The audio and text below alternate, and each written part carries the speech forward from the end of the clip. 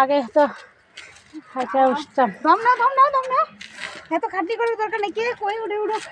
হ্যাঁ, বসে বসে উঠতে লাগবো, উপায় নাই, এত গরম।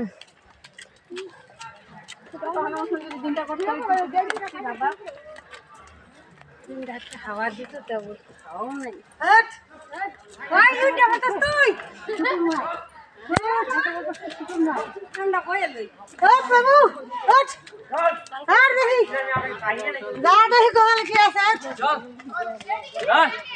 আমি কামাই কি আবার কবে?